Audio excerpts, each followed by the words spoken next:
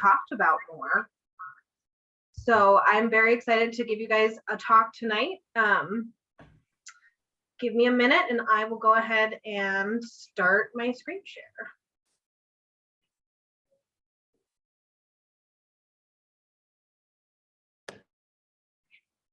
All right, let's test. Can folks see this okay? Well, I'm seeing thumbs up. So as Amy nicely introduced me, I do have a pretty extensive background in problematic technology use. I did a little over 2 years work for an agency called Restart Life, located outside of Seattle, Washington. And I did residential level treatment for mostly teenage youth, and problematic technology is definitely a good word for it. I had youth that didn't shower for 3 months, who made pretty serious suicide threats because the internet was getting taken away, and basically all these other elements of their life were falling apart. So I do feel very passionate that people understand that the internet can do some really wonderful, really amazing things for people. I am not anti-tech. I am very much for having a conscious use of technology, being critical in why we are using the technology we are using, and in just being more informed technology users. So as Amy also nicely started for me, just a couple quick housekeeping items. Please do keep yourself muted, but feel free to put any and all questions in the chat box during the presentation. I will try my best to get to them when we have that question period. I put this presentation in kind of 2 parts. So we're going to talk first about just kind of what are some digital dangers area out there, because the reality is the internet is still a new place, and there is a lot out there that is pretty concerning. But then we're going to talk about some sustainable solutions that you can do in your roles as professionals and as parents. So I think it was important to just kind of start this by talking about the incredibly huge exponential growth of the internet, because to understand why the internet is as big and as important and as problematic as it can be, we kind of have to take a second and just look numbers and statistics. So I pulled up some stuff for Microsoft, Facebook, and Google to kind of get a little bit of a snapshot of different areas of the internet that we'll be talking about tonight. So when I say before, this is just kind of like before current age. So if we look at Microsoft, it gets to be the oldest, founded in 75. And at that time, Microsoft's big primary focus was in expanding in-home computers, creating a lot of operating systems and really trying their best to expand the digital awareness. Similar with Facebook, it's hard to believe, but Facebook is not even 20 years old yet, even though it has become such a deeply ingrained part of most people's day-to-day lives. And at the time it was created, its main focus was really in just creating a very exclusive platform to connect college students with other college students. When we look at Google, founded in 98, so all of these are pretty new when we step back. At that time, it really was just the main focus to be an online search engine for the emerging internet. Now, at that time, they were even starting to look at advertising as part of it, but it wasn't a primary piece of what they did. So let's see what it looks like now. So Microsoft's net worth these days is sitting around $456 billion. If people watch news, you may have heard that Microsoft recently made a cash deal for $68.7 billion to buy Activision. Activision is a system that's created games like Candy Crush, Call of Duty, some really big, very popular video games. Microsoft manages a lot of video game systems. For example, it runs PlayStation and Xbox. Right now, there are 111 million active users on a PlayStation system. And Microsoft's primary focus these days is extensive.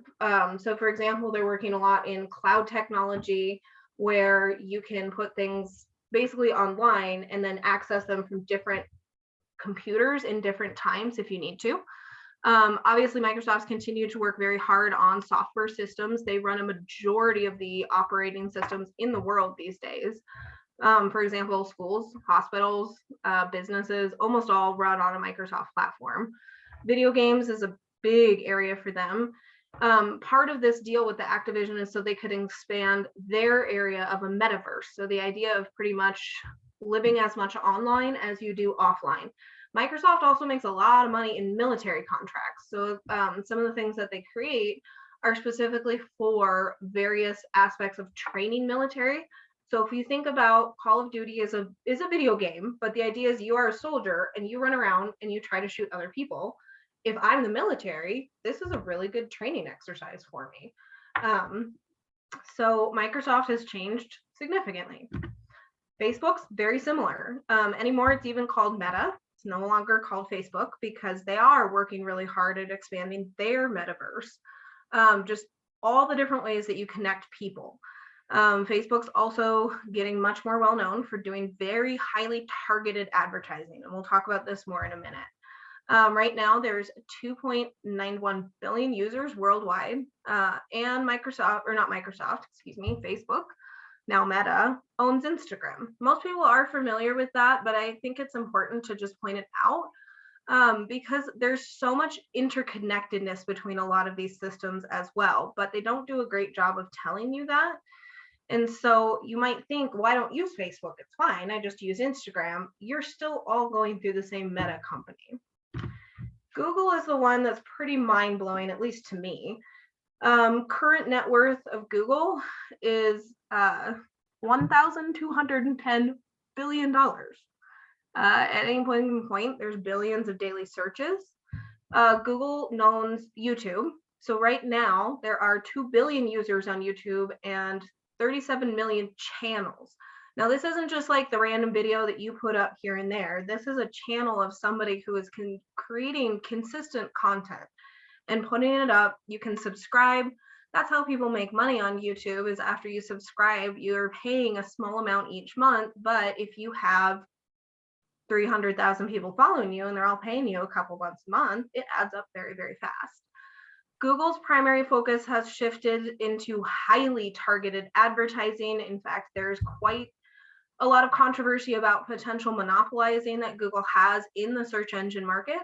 Google's working very hard at their cloud platform systems. Most people are familiar. If I use Gmail and I save something onto my Gmail type platform, I can go to a totally different computer or tablet and grab the same piece of information.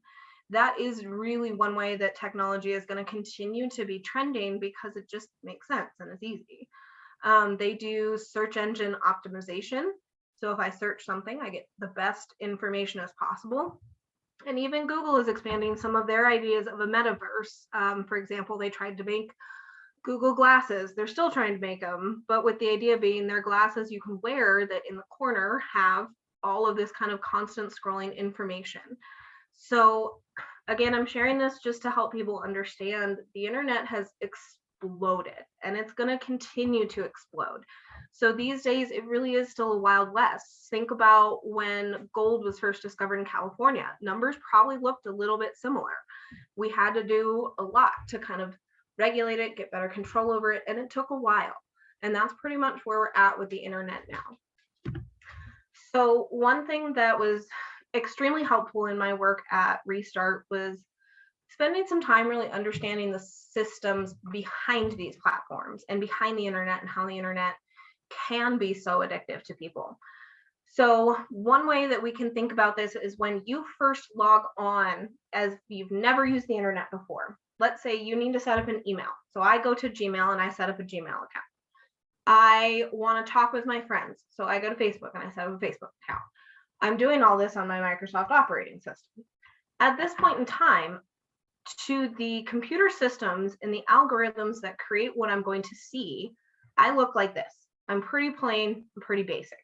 Doesn't know very much about me. What starts happening though is the longer I'm using this system and this program, and the more I am engaged with it, the more information it gets about me. It finds out, what do I look like? Do I take selfies? Do I have friends? Where do I live? What are my interests? Do I like shopping? And it does this in 100 different ways. It does this by how long you wait when you're on a scrolling feature. So if I'm on Instagram and I stop and I read or I look at somebody's picture at more depth, the system records that and it remembers what hashtags and things were attached to that so it can feed me more of that information. Because ultimately, remember how much money all those companies made? They made it because they've learned how to read you this well.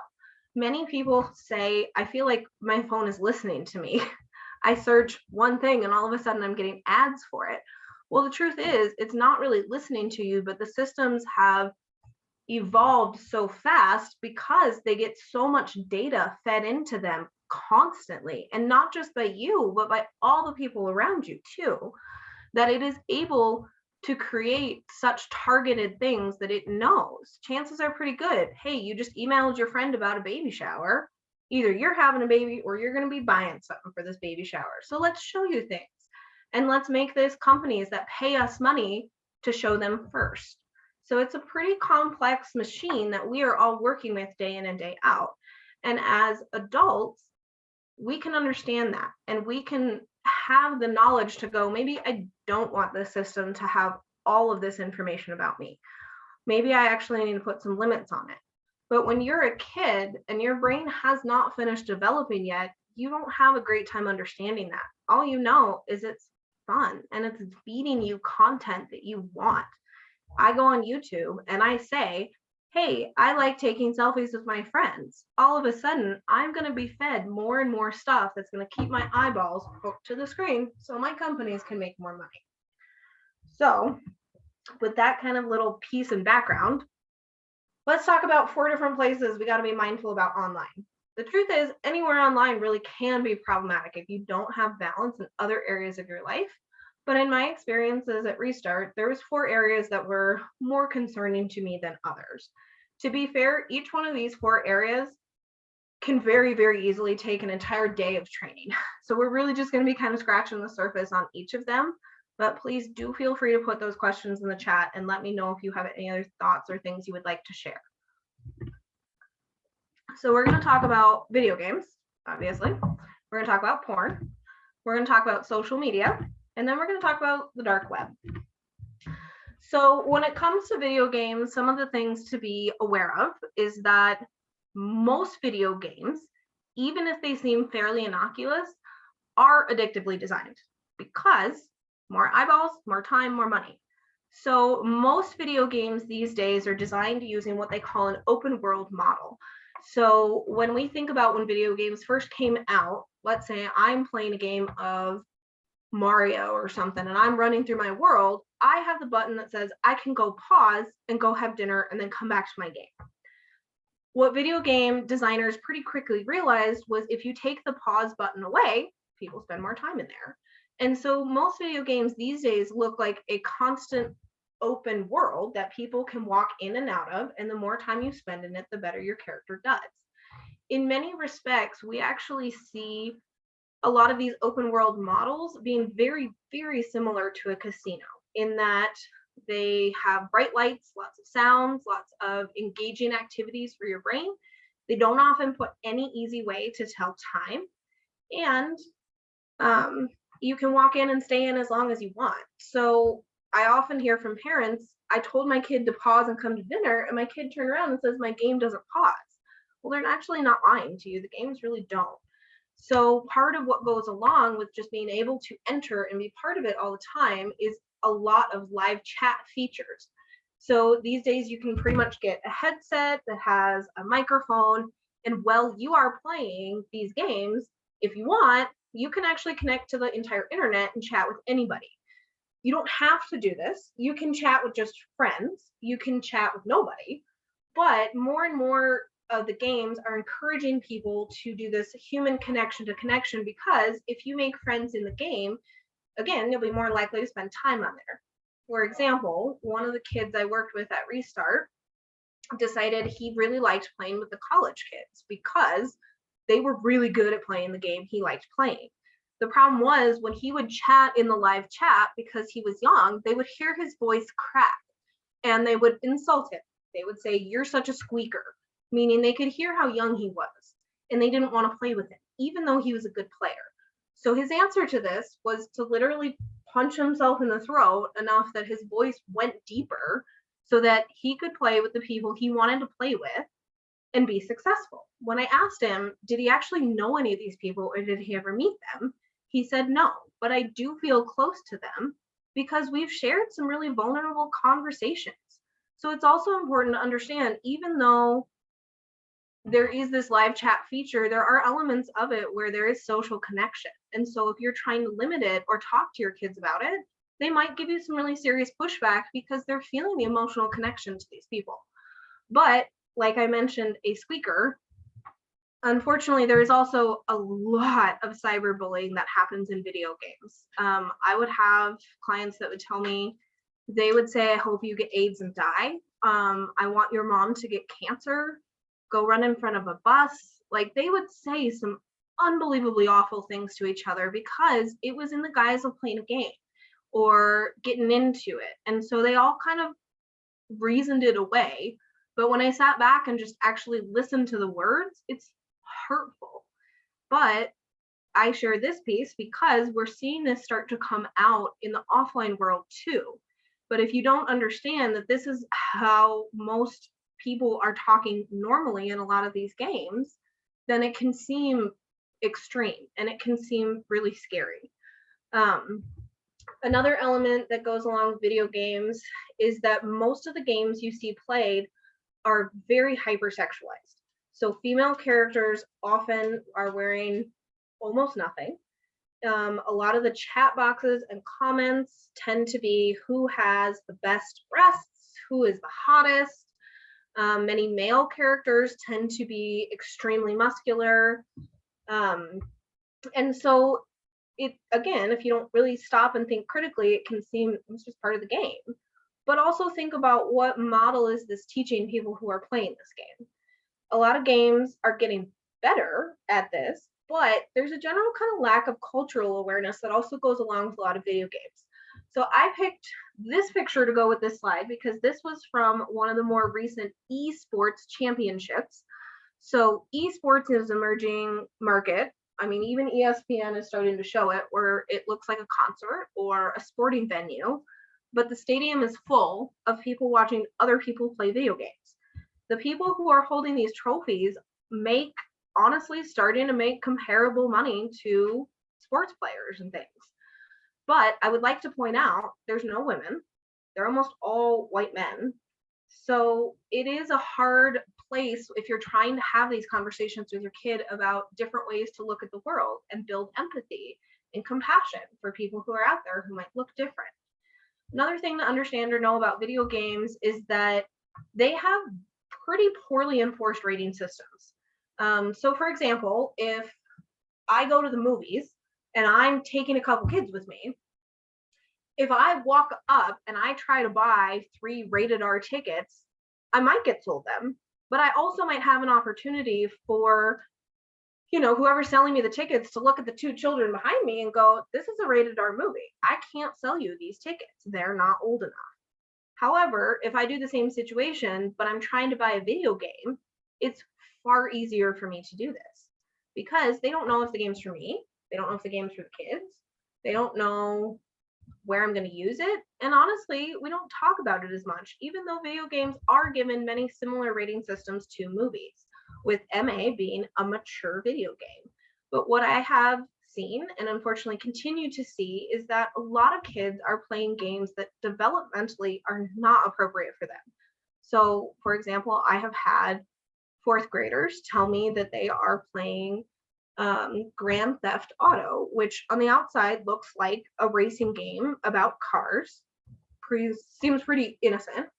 But when you actually start playing the game, the whole point is to collect drugs and money. You get solicited by prostitutes. You can even actively go and murder people. You're trying to run from the police. So if I was 18, I could understand the difference and I could be good about it. When I'm in 4th grade and I'm 10, it's a lot harder for me to make the distinction that this is not a good representation or a model of real life. Another piece of video games to know is that FOMO, or fear of missing out, is creating this huge social drive to engage in video games. For example, I saw a little while ago a very popular video game called Among Us, that most children were playing. And so a lot of the kids on recess were starting to recreate this game at recess. The problem being, if a kid had not played Among Us, they were essentially getting excluded, not from any fault of their own, but because everybody else knew the rules to the game that they didn't. And they could learn and they could catch on, but there was definitely a piece of feeling left out. And most of these kids would tell me, like, I want to play this game so I can understand what my friends are doing. So in some ways that can become really problematic because it feeds in to wanting to spend time in this open world model. The last piece I will share about video games to be aware is an element known as microtransactions. So in many video games, there is a system where you can work really hard and you can build your character up and you can get all this cool stuff, but it's going to take a lot of time and a lot of effort. Or you can pay me anywhere from like 99 cents to $5, all the way up into the hundreds of dollars, and kind of circumvent the effort and time and just get it now. So this could look like anything from what they call skins. So if I play a game that uses a lot of different guns, I can turn my guns to look camo or to look pink or to have fire shooting out of them. It could look like cool hats or pets for my character in this game. It can look like different abilities for my character in another. But they all kind of have the same thread of seeming very, very innocent and being cheap, but really easy to do. So again, if I'm young and I don't have great self-control because my brain hasn't developed it yet, it can seem easy and awesome. It also means you can do something like spend $14,000 of your parents' money on their credit cards to get very, very good at a game called Clash of Clans, because that happened with one of the clients I worked with. And it created a slew of problems for him, for his family, and he couldn't stop because it feeds into being addictively designed. So in a nutshell, that's some things to be aware of when it comes to video games. People do have a concern that video games cause violence. They have continued to study this for years and years, and there is nothing conclusive yet. Some studies show it creates a lot of violence. Some studies show it creates no violence. So that is still an outstanding question. So I can't talk about the internet without talking about porn, simply because almost every client I have worked with before I came to the elementary school, so these would be about 13 and older, most of them told me they had tried porn. They had watched porn. Even the ones that you wouldn't really think had been curious about it. Porn can come in really sneaky ways. So I had a client who went to their family doctor. He was an older teenager. The family doctor was just kind of doing the run through, asked him, do you masturbate? He said, no, I don't know what that is. And the doctor, instead of saying, you should ask your parents, said, well, you should just Google it and find out. So he did, because his doctor told him. And he was down the rabbit hole and pretty quickly discovered that porn was addictive and he liked certain kinds of porn. So I share this to help you guys understand that your kid is probably curious about it, is probably going to be exposed to it, even if you don't want them to be, because it's going to pop up in friends' phones, at school hallways, even though we don't try to or we don't want it to. It's too easy and prevalent to get a hold of these days. So the reason that porn is concerning is because it creates a pretty poor model for dating, relationships, and sexual encounters. One idea I've heard to think about it is, when I watch an action movie, I can get into it. I know that Transformers is cool and cars do stuff, but when I leave the movie theater, I don't walk down the street and think that somebody's truck is going to turn into a robot. I understand that I watched a movie and that it was extreme and I got into it for the time I watched it. Porn can be very similar, that it's an extreme movie. It is not an example of real life. And it really doesn't teach anybody how to date or how to court. Porn is rarely going to teach any kind of safe sex practices. And again, each family has a different feel on this, but porn often doesn't show things like consent or condoms or asking if somebody has been tested. So again, if this is the model that you're watching, you probably don't know to do some of these same things. Now, porn used to have like a pop-up that said, are you 18? You could just say yes or no, or put a birth date in. But these days, porn honestly has a fairly limited ability to prevent underage users because of the way that systems are designed and how computers talk to computers, because the computer doesn't know if the person typing on the keyboard is 8 or 18. And of course, the porn sites are no different than any other platform. They want money and eyeballs just as much as anybody else. So what they do these days is essentially the fine print on the very bottom of the website says, you need to be 18 to access this, but they don't enforce it. So it falls down to us as parents and professionals to have the hard conversations, because the reality is either you get to talk to your kids about it or they're going to find it, whether through you or somebody else, and you can do everything in the world to try to knock that down. But unfortunately, it's just very, very prevalent these days. Porn, similar to video games, tends to show pretty hypersexualized characters that are unrealistic, but they create these models that you feel like you have to be like that. And it's not a great example of real life. The thing that can get scary for me about porn is things that they call revenge porn. So this is if I am in a committed relationship with somebody and I want to send them naked pictures of me, then I am doing that with the trust that they're never going to share that. They delete it when we're done. But what we're seeing happen more often is now we break up, you're mad at me. So you take those pictures that I sent you in the trust of our relationship and you put them on the internet.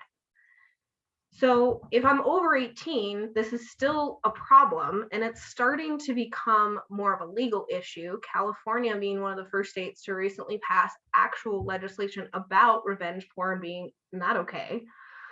However, if I am under 18, it also starts to create a slew of legal challenges. Even if I don't do revenge porn, even if I start taking pictures of myself and I send them to somebody, if I am not 18, as the law currently stands, I am creating and distributing child porn, even if it's to a fellow high schooler or something.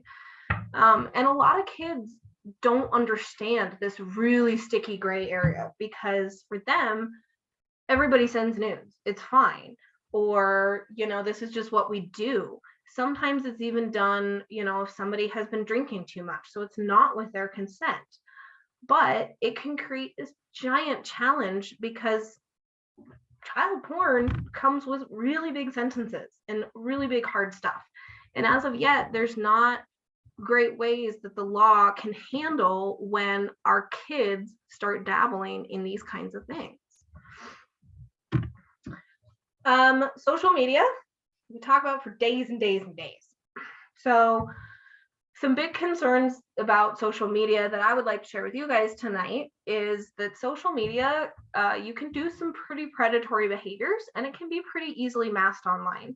So one example that I've seen is, if I'm 8, 9, 10, and I have my own TikTok, so I'm making short videos and I'm sharing them with other people, and other people like them. And TikTok is known for doing a lot of dance videos. So I'm enjoying it. But then I have these people who start messaging me and telling me, wow, you're such a good dancer. I love it when you wear this outfit. Can you try doing this move? Can you try wearing an outfit that's this color?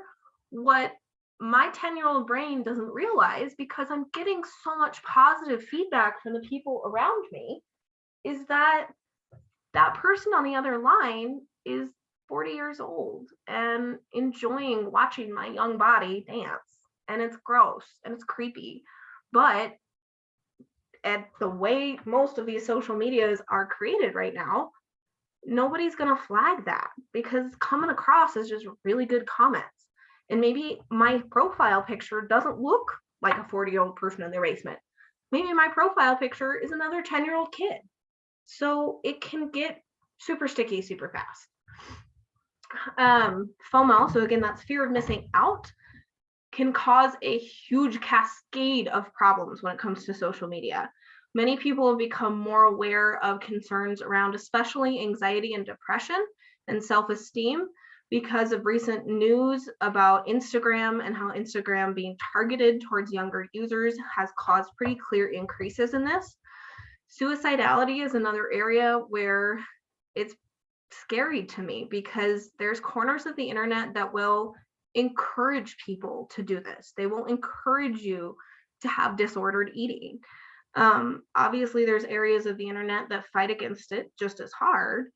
But if I'm curious about it, if I'm already struggling with bulimia and I just search it in Google, I'm going to get maybe as many recommendations that these are better ways to be bulimic. These are good ways to commit suicide that don't harm me. Then it's giving me ideas and it's giving me information fodder that is not always the best. And again, we could go on for days about these connections, but I very clearly saw kids who presented with anxiety, depression, suicidality, self-esteem, that after a true break for at least a month from the internet, many of these problems got so much better just by spending some time away from social media. Cyberbullying is another huge part of being on social media sometimes, where snarky comments are being made. People can see other people doing things and make fun of them for it. The rise of doing different kinds of quote unquote challenges is again another area where there has been a lot of good. So many people are familiar with the ice bucket challenge that raised a lot of money and awareness for Lou Gehrig's disease. Problem also being, especially with TikTok, the rise of challenges that do harmful and stupid things, think eating Tide Pods, has gotten much more because, again, the way the algorithms are designed, the way we are designed as humans, our eyeballs are going to spend a lot more time on the screen if something is scary or mind-bogglingly ridiculous than we are if it's like somebody just kind of dumping some ice on their head. What we see often with social media that feeds into this FOMO is this sense of being hyper connected. And it's continuing to be pushed by a lot of the companies. Remember, we talked about metaverses and this idea of just living as much online as you do offline. So in many respects, people are creating as much online relationships as they are offline. So many youth are experimenting with dating somebody online that they haven't met, that they don't know who it is. Kids might be making friends with people in all corners of the country and feeling just as connected to those online relationships because of the way that they can be hyper connected, that they can spend time together in these spaces as they do in the offline world. Just like video games, social media has been addictively designed because money. But what we see is that it's not well regulated for different ages. Again, this is changing and it is getting better. YouTube, for example, now has regular YouTube, YouTube Kids, and YouTube Babies, because they recognize that a baby poking around on the screen doesn't need the same kind of algorithm that feeds you videos that real YouTube does. So some areas are getting better at this. Some areas are still not very well regulated. So if I'm 8, I might be getting the same kind of content and feeding data and information into this algorithm of what I want to see as much as somebody who's 18. The thing that I find scariest about social media is how it has and continues to encourage people to get radicalized, feed into conspiracy theories, and become what they call incels, which stands for involuntarily celibate. Oftentimes, this is going to be a white male who ends up spending time in deep corners of social media, like 8chan, Reddit, various deep areas that they'll talk to each other about how they deserve a woman, how a woman's place is to have babies and be in the kitchen, how no woman is sleeping with them because they're involuntarily celibate because the stupid feminist movement hasn't allowed us to. So if they were to say things like this in the offline world, you would probably get a lot of verbal and nonverbal feedback from the humans around you that is not okay. But when you say it online with people who feel the same way that you do, you end up in this echo chamber of, well, it must be okay because everybody else is telling me it's okay. We've become much more familiar with this because of the events that happened on January 6th with attacking the Capitol. A lot of those people were in these deep areas of the internet. And when they have spent time away from the internet, many of them have said, I regret it. And I realized that I got strung along and I was too deep into things. But it's sneaky because of the way these systems have been designed. You have to be a very critical user of social media to you use it, not it use you. The last piece to understand about social media is that there's a lot of elements of trolling people. So the idea of basically like annoying people to just be annoying. So you could go on to a page where people have very strong feelings about vaccinations and say the complete opposite. It probably doesn't even reflect your personal feelings, but you're going to stir the pot and you're going to get a reaction and it's going to be entertaining to you. And this is something many people are doing. And because it's being done through social media, they're saying, okay, it's cool, it's fine. But if they were to do it offline, it would look really different. Social media can also be a good place to start learning about hacking, which can be used for good, can be used for really bad. And then we can't get away in talking about the internet without talking about the dark web, also known as kind of being information hunting. So one thing to just totally understand is that your data, remember that picture with, the dolls going into the Barbie? That's the new gold and the new oil, because these companies are all selling this information to each other to make each of them stronger. So the dark web, deep web, we can think about it kind of like an iceberg. So this top piece is what we could think of as indexed internet. So most people are familiar with these websites. They're pretty well cataloged. So for example, if I'm reading a story on CNN and I go to the comment box and I say, I'm just so pissed about yada yada, I'm gonna go shoot up this bank. That comment can very easily be tracked back to my computer home IP address, and then I'll get arrested for that. If I do the same thing, let's say I'm on an academic database and I am going and reading somebody's academic paper, some of these you can make comments on. If I make the exact same comment, because I am now in what we consider the deep web, where it's not super hidden, I can still get to it pretty easily, but it's not as well indexed as what up here is, that comment might get seen, or it might very well just go into the ether somewhere and nobody would ever see it. And if somebody needed to track it back to my computer, they could, but it would be a little bit harder because it's not very well indexed. This is a lot of the internet. As you can see, these are some pretty big areas that we have stuff. The dark web is where it starts to get sketchy, because this is where I need multiple layers of encryption to get here. So I might start at a CNN address, but then I put an address for a server in another country, which bounces me to a server in a different country, which bounces me to this computer and bounces me to that server. And then I'm using the dark web. So because it jumps through so many different layers, the dark web is where we're going to see a lot of illegal activities. Drug trafficking, you can find true child porn, you can find a lot of selling and trafficking of drugs and people. Depending on where you live, this is also where some political protests might hide. Like for example, if I am in a country that highly regulates my internet, I have to go to these different levels to do this political protest. But what happens down here is not easy to trace back to me.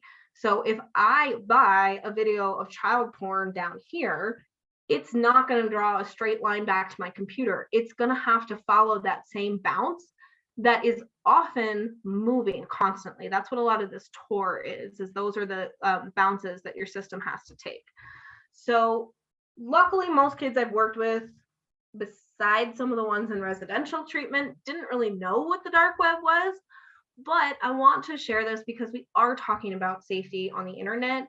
And I think it's highly important that everybody understands this is the internet, not what we use up here. So when your kids are spending time places, being curious about it is important. All right, so what do we do now? I'm going to try to go through this last little bit quick. So first and foremost, you begin at home. So you can start by assessing current use and safety across the whole family, because we all use the internet. Our kids are getting a lot of the attention about how the internet is being used right now because they're our next generation. And it's important that they understand how to use it in ways that are safe. But it's equally as important for you and everybody else in your family to also look at your own internet use. Are you modeling safe and balanced use? If the answer is no, how come you're expecting your kids to do it? So start there. You also can do what I call tech boundary plans. So healthychildren.org is a great website, very easily to use. It's managed by the American Association of Pediatrics, and it provides a very good step-by-step way to create a boundary plan. I've talked about this extensively in some of my other recorded pieces, so I'm not going to go into deep detail now, but I highly encourage everybody to have a plan like this with your family. I'm also going to encourage everybody, practice having tough conversations. The school sent some very wonderful materials about how to have these conversations with your kids in ways that are calm and kind, but still allow you to have those tough conversations. I encourage everybody, lean on the saying that honesty is the best policy, even if it's hard.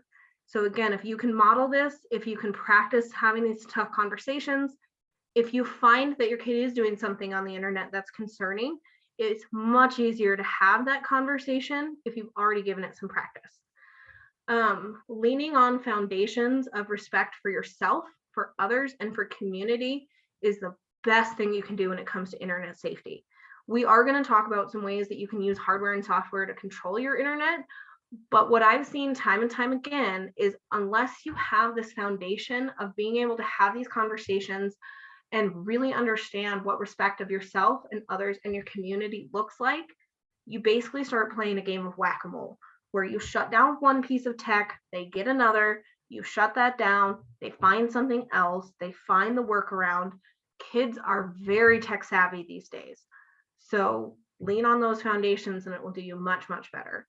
I also encourage everybody, read up on digital citizenship, which is the idea that we are taught how to be good citizens in this country, about following rules, teaching people a certain way. Digital citizenship takes all those ideas and puts them online. And it's very important because it talks about things like a digital reputation, how to write emails in ways that are polite and professional sounding. Digital literacy is equally as important, and it's something that's taught under the umbrella of digital citizenship, but I emphasize it because it's how to be a critical user of the information that you are given online. So when you see this crazy news headline, you understand to read, was this recent or is this a news headline from 4 years ago? Before I reshare it, before I just run with it, because this is why false information is getting shared like crazy right now. So if you are concerned about safety at home, here's some things you can do. As a parent, you can look through the search history and adjust your settings as needed. I am a big fan of surprise parent visit time because a lot of parents are like, oh, I don't know, that feels pretty invasive. It is pretty invasive. However, if you are concerned about safety, ask yourself, who's paying for the internet? Who's paying for the phone? Who's paid for the tablet? Chances are pretty good it's not theirs. It is theirs, but it's not theirs. It's yours. So until they are at an age and stage where they are paying for their own phone, their own internet, you get the right to do a surprise parent visit time and pop in and say, what are you doing? Let me look through your search history. You can ask that all tech be used in a common space, because chances are pretty good that if they have to use it in a common space, it will be less likely that they're going to go to places that are questionable, or less likely that they're going to be talking to people on headsets in ways that are hard to hear if it isn't a common space for the household. Be mindful about changes in behaviors.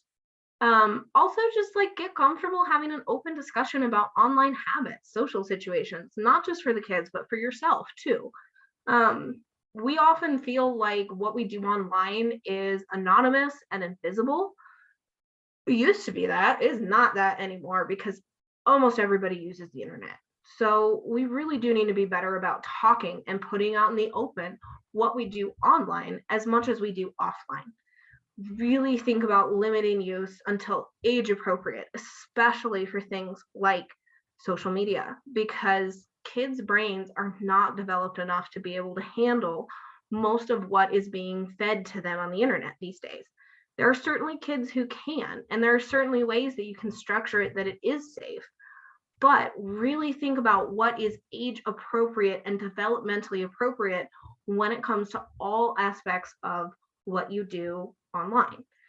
Also, make sure to have questions about use at friend's house, use at school, use in the community, because it was really common in the kids I worked with at Restart that, especially after home had put so many different restrictions down and taken away so much tech, they were still getting access to it at friends' houses because they were being sold or borrowing devices at school.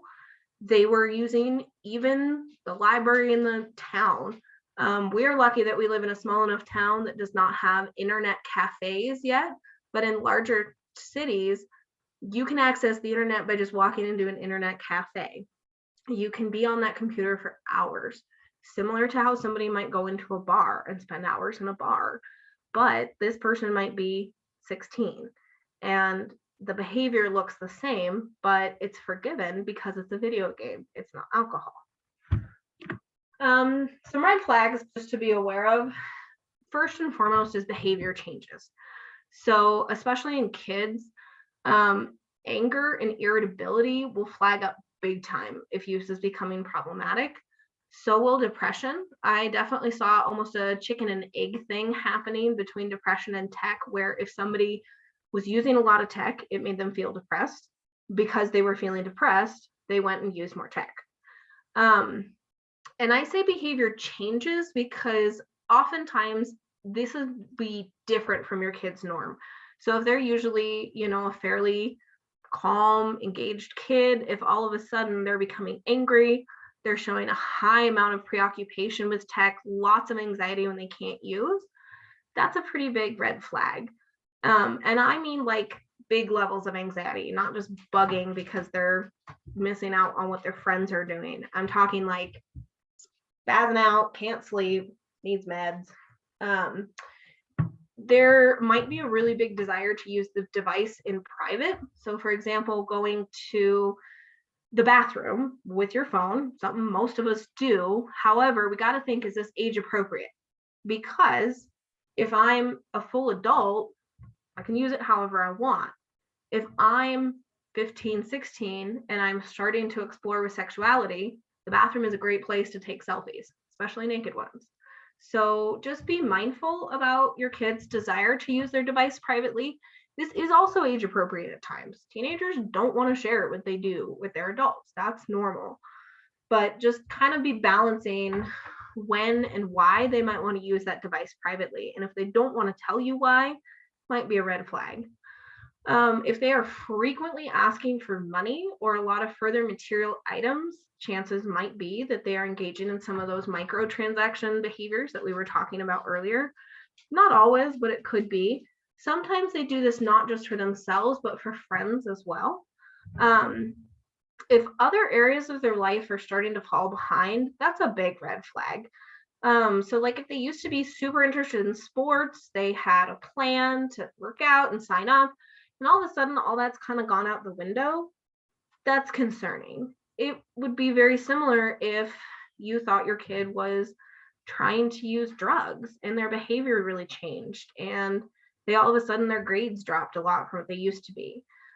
One area that the internet might be a little bit different from drugs or alcohol is asking about travel or making travel plans. Remember, we talked about that kids make these connections online. They might be dating people online. They might have new friends online. This online person might live in a totally different state, but they talk about, how do I meet up? How do I do this? So they might be asking you, hey, they might just be asking you because you're curious. They also might be asking you, how far is it to Canada? Because my boyfriend's in Canada. If they're demanding additional devices, this also could be potentially a red flag, because either the devices that they have might be, I don't know, getting bought or sold at school. They might be hiding somewhere and then trying to have different accounts. So, and the demanding is the important part of that one. Also, if you see any of your kids expressing demeaning comments towards other that is just out of character for them, having some curiosity about trolling, about how they're being talked to online can really help, because chances are pretty good part of those comments that sound really bad towards others is stuff that they're either saying online, people are saying to them online, or all of the above. So if you're starting to see these things, what do you want to do? First, just start with a conversation. Remember, hard conversations are important when it comes to the internet. Use the materials that are given to you during White Ribbon Week and say, what's going on? Can you tell me what's happening online? If you are already comfortable in saying, show me which game you're playing, what are you doing online? Then this tends to go easier than if it's all of a sudden just popping up. Next step might be to seek therapy for them, potentially family therapy, because what almost always underlies a lot of these desire to use the internet in problematic ways is things that are deeper, feelings about yourself, feelings about family, trauma, and that is all stuff that needs to get unpacked in therapy. And also just review a lot of the digital citizenship materials, because those are good things to learn about. Those are also good things to come back to and have very regular conversations about. Because if you're seeing a lot of these things, chances are probably pretty good digital citizenship is not really being followed. So some possible hardware solutions: you can lock your devices away. I love this picture because this is one of the easiest things you can do. You can lock them away at night. For a consequence, you can use things like a car trunk, a gun safe, because a key is way easier for you to have on you than a parent than a whole slew of devices. You can do things like literally take the Wi-Fi router with you to work if kids have to be home for a day and use has been problematic. Again, locating devices in common areas, also making sure screens are faced in ways that you can easily see.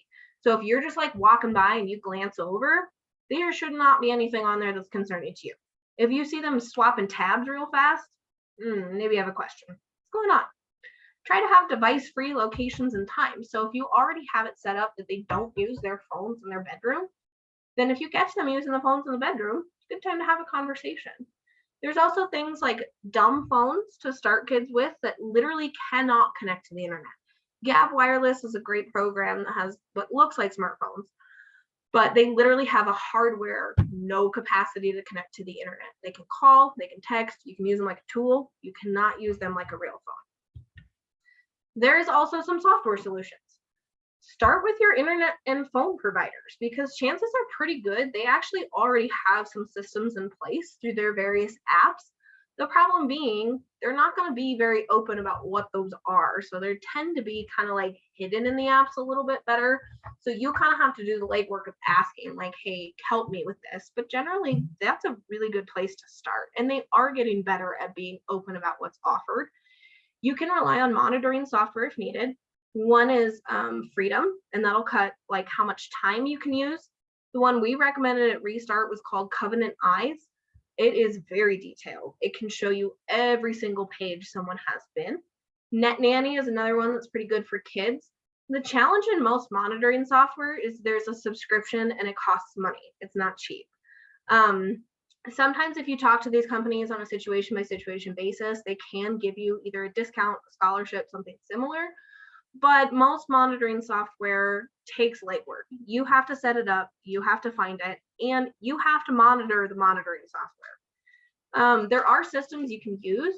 that do automatically shut off your computer or your internet after a period online. There's lots of them out there, but it's mostly just finding what's the best fit for you and your family and your situation. And be familiar with how to look at your search history, how to tell if it's recently been cleared. Because these are some of the easiest ways to just check back on how has your kid been using the internet. Are they opening like 101 YouTube pages? Are they flopping between YouTube and something else? But if you know how to do that, then it's just a lot easier for you. If you don't know how to do this, and I feel very ironic even saying this, go to YouTube, because YouTube's going to have 101 videos about how to look at search history.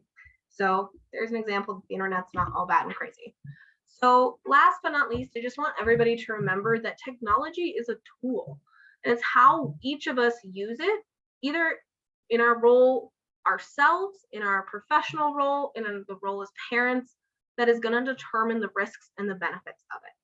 So thank you guys very much for your time. I know I didn't leave very much time for questions, so I will leave this page up so you guys can see my email.